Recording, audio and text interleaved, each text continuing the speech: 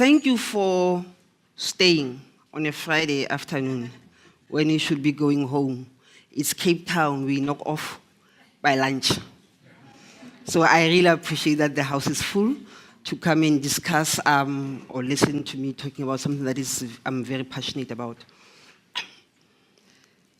Being introduced, and that's just me. So I think what I'm going to talk about, I titled this, you see in your program is written Stigma. Then I decided last night to add something called When All Is Said and Done. And I had a reason for doing that when all is said and done, this is where it gets down to stigma. So I'll briefly unpack stigma, talk about the types of stigma, vulnerability, and end up with my personal thought. I kind of decided to take an overarching issue around stigma, not only look at stigma for drug users, but stigma as an issue that impacts on everybody who is seen to be different, and how all these interrelations between all the people that get stigmatized and how stigma gets generated, and how I most of the time believe that we as a people have some inherent level of stigma and prejudices that we sometimes even are not aware of our stigmatizing patterns, that until it faces you in the eye, you just realize that you also might be just one of them. So, what is stigma? Goffman's, or one of the people who actually started coining this word stigma, called it spoiled identity, deviant from dominant social norms and value resulting in marginalization. So when you are perceived different, you tend to be stigmatized. When you are outside of the norm, or what people believe that this is how it should be, how society defines things from, I never know who starts these definitions, but somebody in society starts things and we all follow, and anybody else who don't conform gets to be seen as different. Negative stereotypes, mostly, these negative stereotypes are driven by fear. Incompetent, mostly, self-esteem, egos, all those kind of things can drive one to stigmatize, or actually talk about, influence the issue of stigmatization. What is actually the issue around stigma is label becomes the master. You know, we might not actually say, I'm stigmatizing you, but the way we label things, the way we decide to say, you are who, this is you, they are them, I am I, that is one of those things that defines stigma. The person who is labeled experience status. They are always seen to be less of who everybody is. They are always blamed for all the ills in the world. We always find a way to see why they are not good enough. Power drives the stigma. Again, it's a power struggle where from wherever we are sitting, one believes that you are better than the other person. Most of the time, ignorance. So, how do we stigmatize? How do we normally get stigma? Normally it's enacted when somebody actively go out and say, yes, I don't like you because you're a drug user, or drug users are bad, or you are gay, or they put a label on it. So that is those things that becomes enacted. It is there, it is face to face, and that is very common. However, we also have felt stigma, which is also very common, although very subtle, in a way that it is us, where you stigmatize yourself before you even get stigmatized, where somebody, before anybody say anything, but because of how the world perceives you and how you have already defined yourself as different, you might actually assume that I'm stigmatizing you when I'm not even thinking about it. So that is another level of stigmatization, and being associated with people who are normally stigmatized is another. Now, why today? Why do we talk about stigma today? When all is said and done, vulnerability is a lifeline of stigma. When we think about the reasons why we are here today, the marginalized group that we are talking about today, we realize that vulnerability, a state of being open to injury, susceptible to being physically or emotionally wounded or hurt, that is one thing. Once people identify that you are vulnerable, you are going to be stigmatized. Once people decide that based on your different status in life, you have a potential of being stigmatized. And normally, social location, we all know that we might be friends here and walk away. Based on where you live in the world, you might be judged differently. So geographical space plays a very big role in stigma. And that is why when we think of drug users, let's be honest, a drug user who is staying in Camps Bay is seen less as a nuisance as compared to the one who stays in Belleville. So that plays a very big role. Unemployment, being poor, it plays a big role. Immigration. Another example that I really would like to stop, it's about immigrants. And I'm going to use an example that at the one point I was in a meeting where people were talking about cleaning up an area. And when we asked, which area are you going to start with? And they chose a place in Belleville, right? Where it is predominantly lived by immigrants. But what was interesting for me was that most of the population in that area were actually Somalis and Ethiopians, and if you all know, they would be Muslims and they might not be using drugs. But the first thing was that if we want to have the war against drugs, we need to target the place where there is refugees or immigrants. So those are the type of things that has an impact on how we think as a people. Literacy. We make an assumption that people can't read, people can't think, or people who hasn't gone to school can't think logically. And it is debatable that people who are not as educated as other people but have more common sense than people who have been gone to school. Age, sexual orientation, and the most interesting is the psychosocial challenges, drug and alcohol misuse. What is interesting for me in stigma when it comes to, particularly to this one, is how stigma gets to be dispersed along the continuum. If I am me, and you find me that I'm stressed today and I go home and I want to have a glass of wine or whiskey every day, it's okay.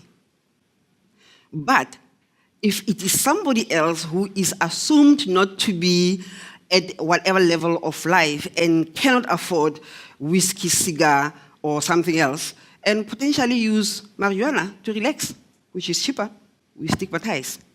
All of those are drugs. What is the difference? Why does it get dispersed based on the social status of who the person or the user or the person who is seen to be different is? So it is quite important to note that it's the same thing with alcohol. Alcohol is a drug. Alcohol is a drug. But why do we kind of like have a perception of saying an alcoholic can be rehabilitated but a drug user cannot? It's a perception that we have. And social status like homelessness has predisposed people to stigma.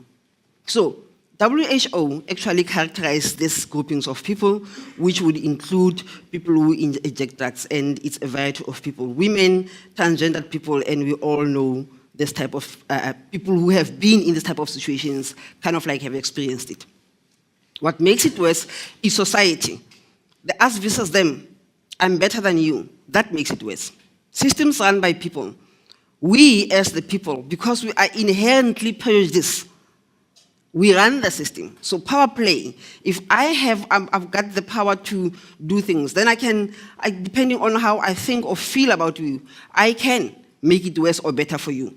The health system, the justice system, religious system. If you look into all these systems, they are run by human beings, and these are the systems where you find stigma happening. We give healthcare as healthcare workers to people depending on what we think they deserve or they deserve less. The justice system, we all know that, I don't know, they say money talks, but that's how it works. Somebody who has money might get away with somebody who hasn't. You get judged just by being looked at, and sometimes the book is not what it is really entails. A religious system, whether you are a sinner, people become sinners because we want them to become sinners. Now, what happens to this? Consequence of stigma. It has a very big impact on the system. The systemic impacts are inappropriate designed interventions, whereby we make an assumption that one size fits all. We take that approach. We make an assumption that because these people are vulnerable based on wherever they are. We are talking about drug use today. When people think of stigma or interventions or whatever, they kind of like think, oh, well, they are all in the same categories. For example, we actually went and looked for tools that measure stigma on research. We went and looked into tools that measure stigma. We found tools that measure stigma in MSMs, on TB patient, HIV patient, but there are no tools that measure stigma amongst drug users. And all the interventions in terms of managing stigma or interventions to assist drug users are based on interventions that are not being measured at all. Somebody decided to make an assumption that, okay, vulnerability. Therefore, if we are going to treat HIV on the vulnerable group, this group also goes in. We never consult with the people who are going to be the beneficiaries of the systems. We know what's good. That's the perception that we take. We know what's best for them.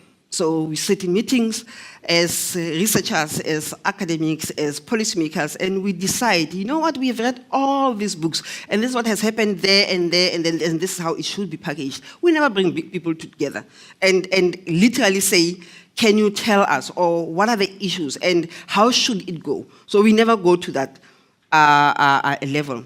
And one of the most frustrating aspects is the unclear legal framework.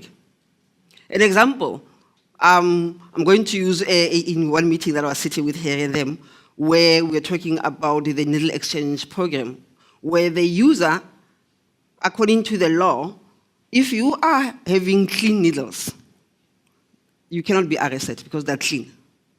But once we have used and we have to take back because they have traces of alcohol, of drugs, then you can be arrested for possession. So what are the impact of that? How do we start looking at this program without working in silos and trying to see how do these balance off? Because as long as that happens, we have repercussions thereof. In cases where people now decide that I'm going to throw these needles in the wrong place, not because they don't want to go, but their fear of being arrested while they're going there. The impact for quality of health and social injustice. On the individual, when you get stigmatized, you feel ashamed, you feel embarrassed, and you don't access services. Why? Because you've already been made to feel little. So when all is said and done, we all lose. We all lose because there is going to be ricochet, there's going to be snowballing effects on all these things. There's going to be negative health outcomes. People are going to be depressed. We're going to have suicide that increases. Premature death, we're going to have general increase in disease of burden because of, as the example that I used earlier, if people throw away needles in a park, the potential of children picking it up and using it and the spread of infection, can you see how it can roll out of control? Just because somebody said you cannot do it. No reason or no other explanation given. So we also tend to think that people cope with stigma. There's one thing, we read material that says people cope with stigma. Question is, whether do they cope or don't they? People try and modify their behavior. Is it voluntary? Or is it just based on pressure? I'm supposed to stop. I'm a bad person, therefore I need to stop. Is the person really wanting to do that, or is their pressure?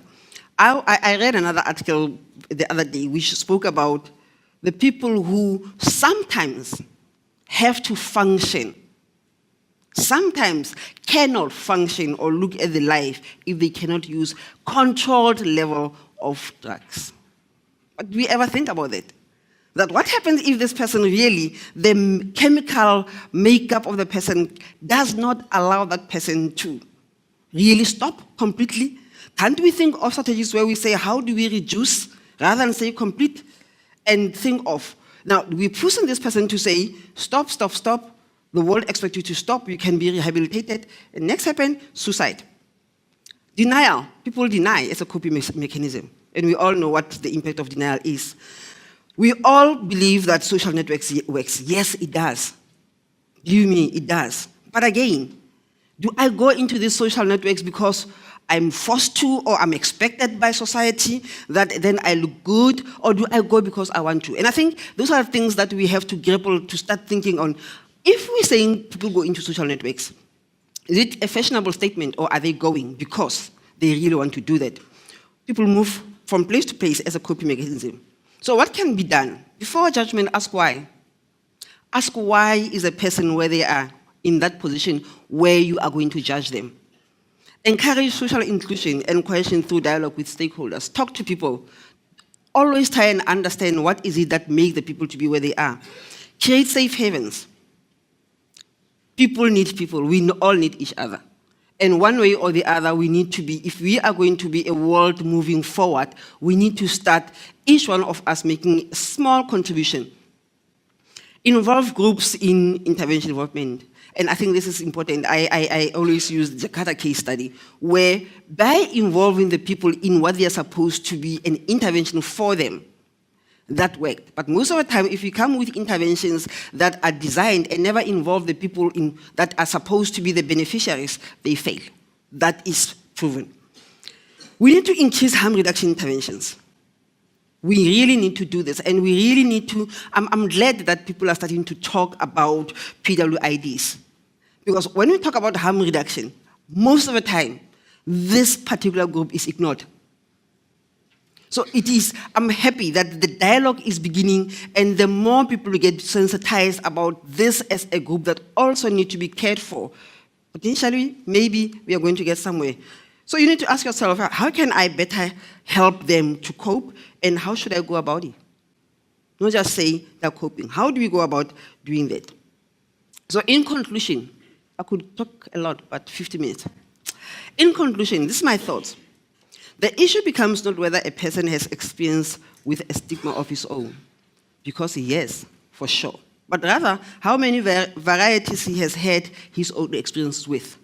So they know, if I've been experiencing stigma, I know how it feels, but you need to ask yourself, the issue is, how many times have I been stigmatized? Hence, when all is said and done, it is imperative never to lose the sight of stigma when developing or implementing policies directed towards vulnerable groups. Stigma is a lifeline of failed intervention. Stigma, especially for people who are the developers or implementers of interventions and policies, our subtle injustices or prejudices are the lifeline of making people not access help or health.